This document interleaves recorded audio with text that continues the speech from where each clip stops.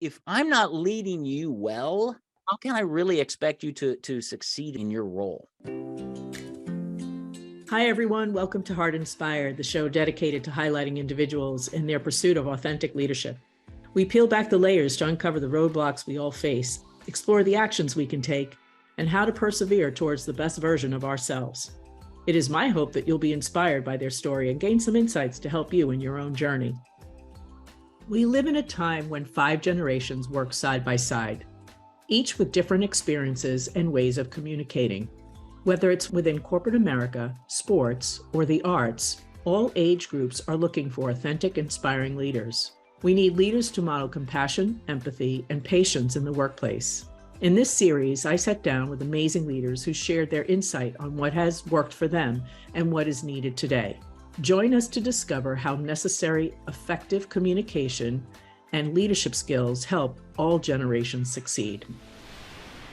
Michael Delon serves business experts and thought leaders to create a book without writing a word. Since 2013, he has worked with business owners across the United States and internationally to establish and market their credibility. In today's episode, Michael will talk about how he pivoted from one career path to another, how he leads others from several generations in the workplace, and doing so with patience and grace. Please welcome my guest, Michael Delon. Welcome, Michael, to the show. I'm so happy to have you here. Thank you. It's been quite a journey so far. It's hard to believe we're almost at the end of the year here, but we are talking about leadership with patience and grace. And I know when we first spoke, we talked about some of your pivots, and you've had a couple of different careers. So I'd like to turn it over to you, and let's start with your journey and how you reinvented yourself a couple of times, I think. Yeah. Well, thanks, Michelle. I appreciate that. So I'll tell you the whole story really fast, and then from there we can pick and choose where we want to go. Sounds perfect. All right. So I'm a follower of Christ. I've been married 32 years. I've got 4 children, 2 biological sons, 2 adopted daughters who came to us through foster care. And I cut my teeth in marketing in the 90s when I was working for a Christian radio station. That's where I learned how to do marketing for small business owners. Then at the end of the 1990s, God led us out of Christian radio into a startup.com back when Amazon was just getting started, right? Yeah. So I did that for a couple of years. That business was ahead of its time, Michelle. That means it went bankrupt. And so I found myself in my living room going, God, what am I supposed to do now? And the early part of my marriage, we've been married 32 years. First 5 years were like this. My wife and I are complete opposites. And even though she and I both grew up in church, nobody ever taught us how to be married. And so we went, after 5 years of conflict, we went to a family life marriage conference. Family Life's part of Campus Crusade for Christ. And they shared with us God's blueprints for marriage. I didn't know he had any. So we got his blueprints. We started applying them. Our marriage got better. So when the .com went out of business, and I said, God, what am I supposed to do? God said, well, I want you in a ministry to marriages, and I want you at Family Life. And so we moved from Indiana down to Little Rock, Arkansas, and became missionaries to the family here in America to share God's blueprints with other people. I thought, Michelle, I'd hit nirvana. This was it. Never going to do anything else. Golly, this is great. So I spent about 6 years, 8 years climbing the corporate ladder, serving in the ministry. And then they started going through corporate reorganizations. And after the 3rd reorganization came out, my name was no longer on the leadership team. And so they started shuffling me around the ministry to do other things that needed to be done. And that was the beginning of what I call a 2-year prison term for me, because I was in jobs that I hated at a ministry that I loved. But after 2 years, it had just sucked all my energy. And I said, God, I got to get out of this place. And so I talked to my wife, I prayed, and God said, what do you want to do? I said, well, I want to go help small business owners with marketing because they hate it and struggle with it. And I love it. And he said, go. So on January 1st of 2013, I escaped from prison. I left the ministry, started a marketing consulting firm. I'd come out to you and say, Michelle, I can help you grow your business. You'd meet with me. We'd have a great conversation. And somewhere in that conversation, you say, Michael, in the last few years, what have you done? Who have you helped? And I'd say, well, I've helped build marriages and families at Family Life. And you say, Michael, that's honorable. Way to go. Oh, look at the time. I've got another meeting coming up. You'd usher me out the door, right? And so I was having a hard time That was getting your clients. exit interview. And that was my exit interview. Exactly. Never got back. And so I realized I had to do something to fix that problem. So I went Yeah. to my church one day, second floor. I was pacing the hallways, crying out to God, saying, Lord, how do I help Michelle? Because I know I can.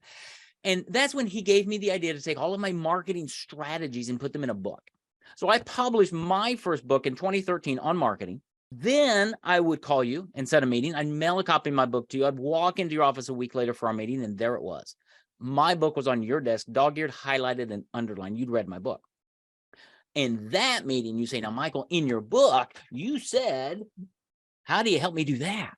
And you hire me. And so I started gaining clients, and that planted the seed that has today become Paperback Expert, where we help business owners create their own book without writing a word, use their book to position themselves as the authority, gain more clients, all of that. That's the long involved story of how I've recreated myself 2 or 3 or 4 times to get to do what I do today. So from that story, Michelle, let's talk and talk about leadership and everything else.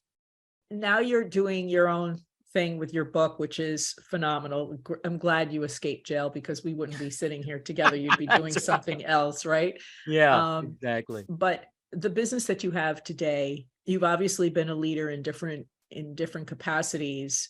What's different now as you lead people? You told me a story about something your son, because your son is part of the family business, right? And you told me about a situation and how you handled it, and I thought it was just so brilliant. So there are lots of stories there with my son. So yeah, my son Caleb, he's my eldest. He's my chief operating officer. One of the stories that comes out, we were doing a networking event, an online networking event, and Caleb's job is to set it all up, right? My job's to show up and do my thing. And this was the first time we were ever doing a networking event. So he got it all set up on Zoom and all that. And we were going to have breakout rooms and everything. And so we were in the midst of this event. And I said, okay, now it's time to go to the breakout rooms. Okay, here's the question for the breakout room. Now, all right, Caleb, let's go to the breakout rooms. And he says, it's not working. Okay, all right. Well, all right. Caleb's got, he can figure anything out. Well, what we found out is that you have to set up breakout rooms before you ever set the meeting up, and you can't do it on the fly. And so after about 3 or 4 minutes, he comes back. He says, "Yeah, this is not going to work today." And I'm like, "Okay, that's all right. Let's pivot. Let's do this." And so we just ran the rest of the meeting and did a networking event without breakout rooms. The feedback that I got from that, Michelle, I mean, I didn't think anything of it. We just went on, but the feedback I got from the participants was, man, you handled that really well. Yeah. That would have either rattled most people or they would have gone off the deep end. And I sit here and think, why would I ever do that? That's not productive. That's not leadership, right? Yeah. And so that's one of multiple stories I could probably tell you of just different things. He emailed me one time. He said, "Hey, Daddy, I made a mistake and I ordered the wrong set of books. We ordered 300 books for a client. They were the wrong books. And so it cost us." That's a costly mistake. Oh, I'm telling you, it was about a $1,700 mistake or something like that. And he's like, "What do I do?" I'm like, "You learn not to do that again. That's okay. Let's go." That's how I lead. It's nothing that they are going to do is going to crater our business, I hope. Yeah. They're all learning experiences, and we've all made mistakes. And have you always been that way?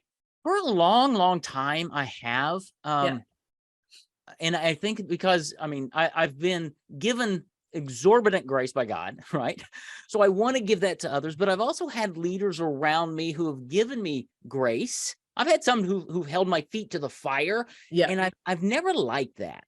Yeah. And the boss calls you into the office and you immediately start trembling before you get that. That's not good leadership. When I call somebody or say, "Hey, we need to have a Zoom meeting, Michelle," I don't want you to go, "Oh, what did I do wrong?"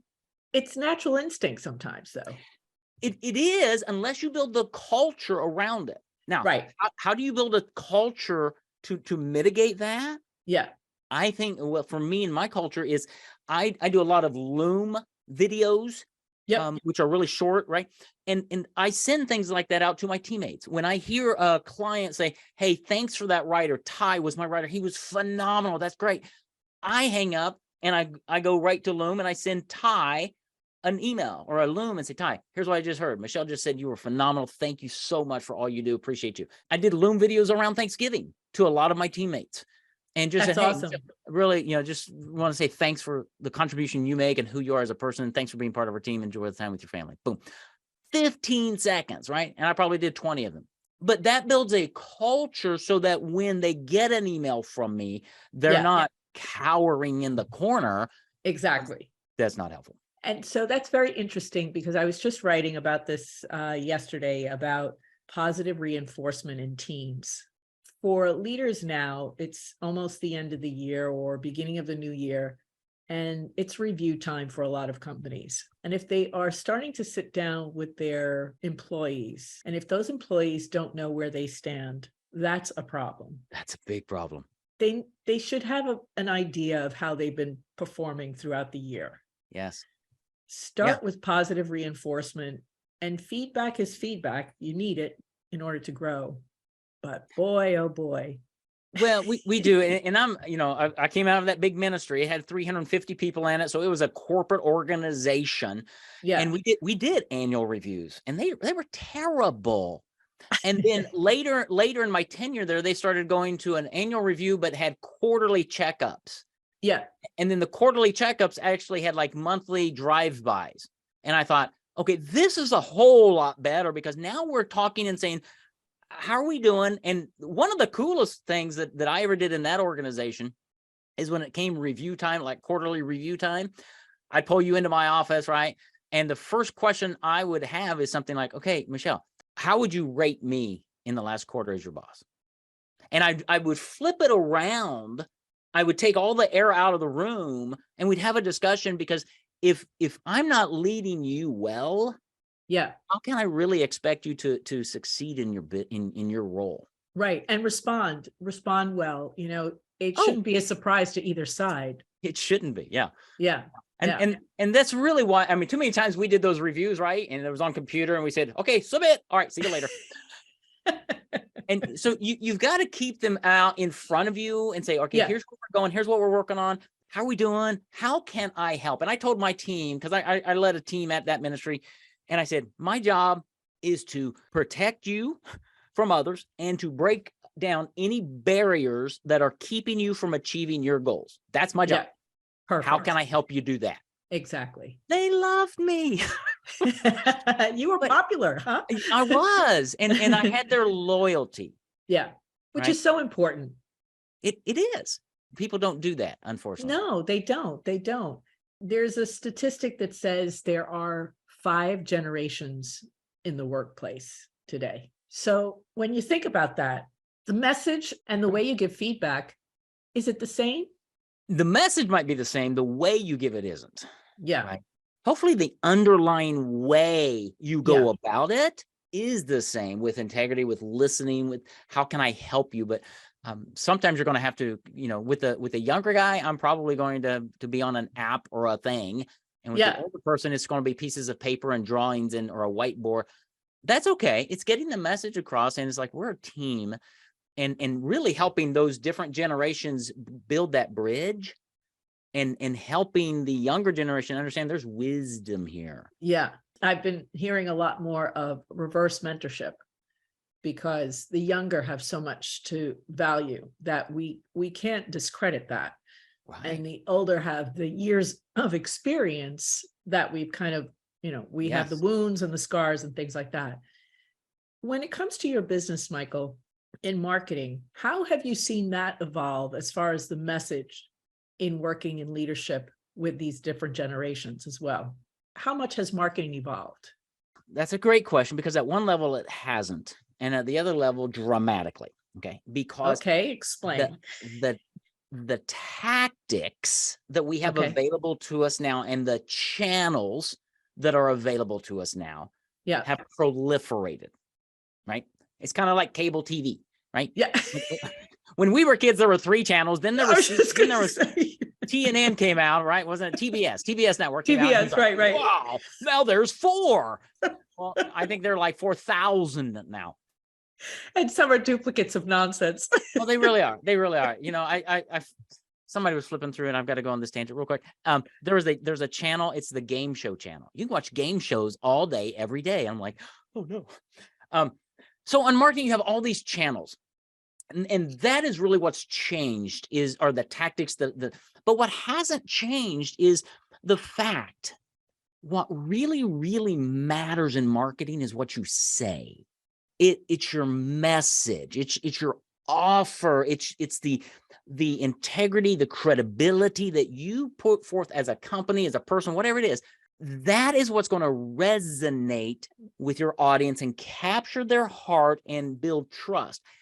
Once you have that, then you can choose which channel you market on because your audience is everywhere. But you can go out to any channel with a really bland message and you're going to say, well, marketing doesn't work, or TikTok doesn't work, or Facebook doesn't work. Not true. What's not working is your message. So that's been true for generations. Yeah. It always starts with your message. So that's why I would say marketing really hasn't changed. Yet it's iterated with all these channels and a lot more noise of how do I get my message out to my audience? Yeah. And would you say generational, there are some that lean towards others more so than one over the other? Oh, totally. Yeah. I mean, I work with a lot of financial advisors and estate planning attorneys and things, and they're following the crowd right now. And they do a lot of Facebook and online marketing, which is good. Your audience is there. But what is also true about that audience for a retirement financial advisor, who is their audience, 55 plus, usually 60 or 70 plus, what did they grow up with? Newspapers and magazines. Print. Oh, yeah. Yeah, print. So my question to these advisors is, great. Are you doing a print newsletter every month? No. Are you doing any direct mailer? No. Are you doing a magazine? No. But I have an email newsletter, I have an e-newsletter, I have an Great. That generation loves print. The younger generation, I just spent Thanksgiving with my family. My 23-year-old son and his wife were there for a few days. You won't believe this, Michelle. You just won't. My daughter-in-law, who's 22, came with 3 physical books that she's reading, and my son had 1. These are early 20-somethings. Everybody says, well, they don't read books anymore. I disagree. Yeah. They do a lot online, but they also like this. Yeah. And I don't think that's ever going to change.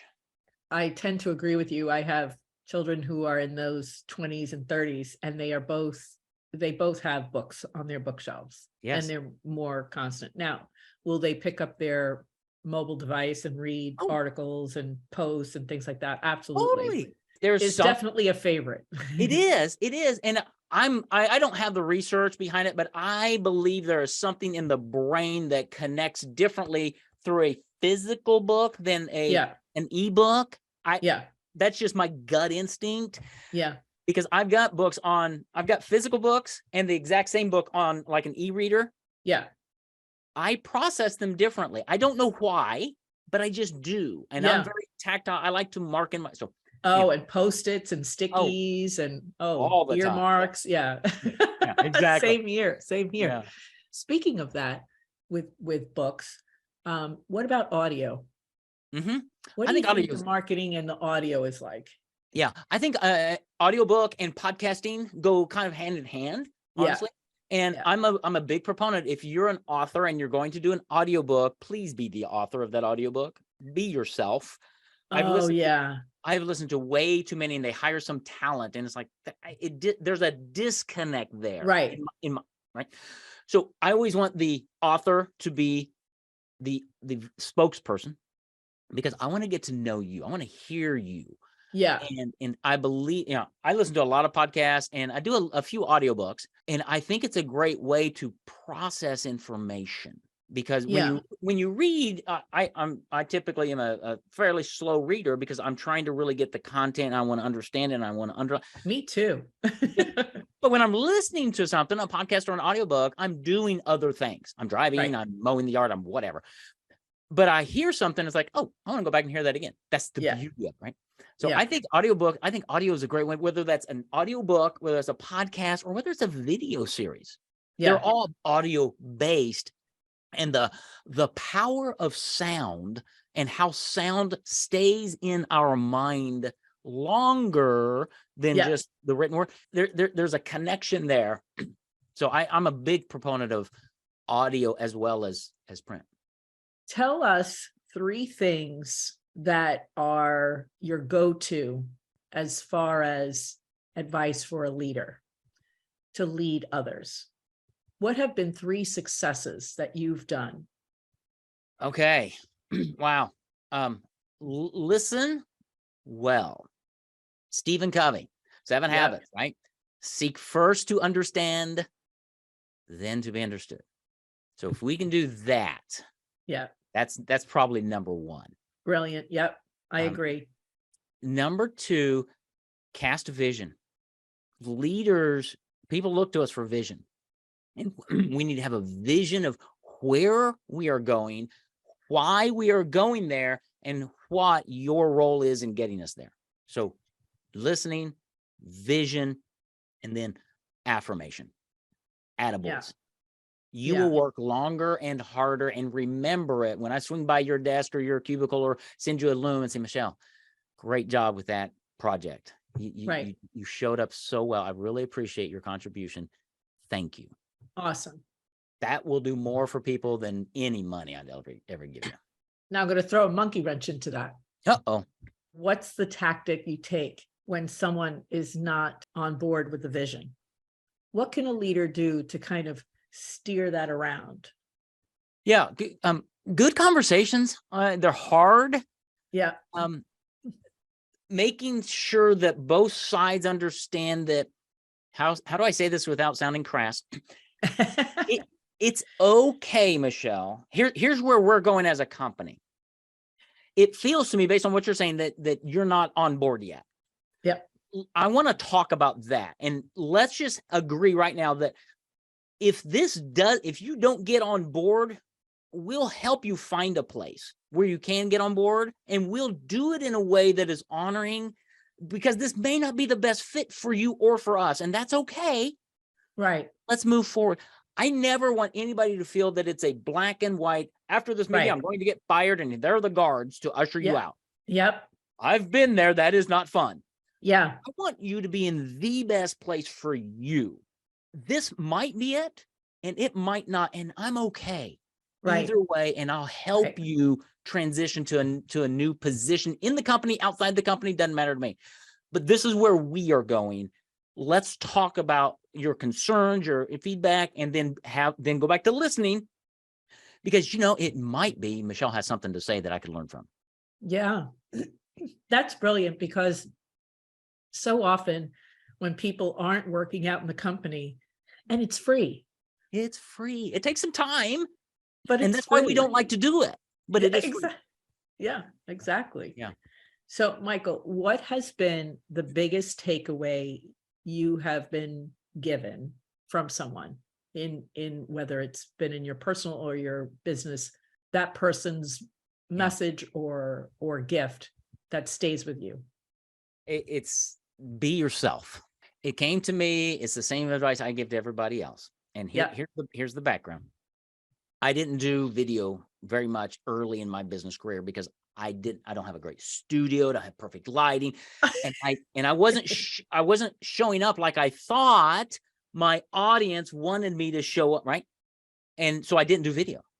And then I finally went, forget about that. I'm just going to be Michael, and I'm going to show up like me.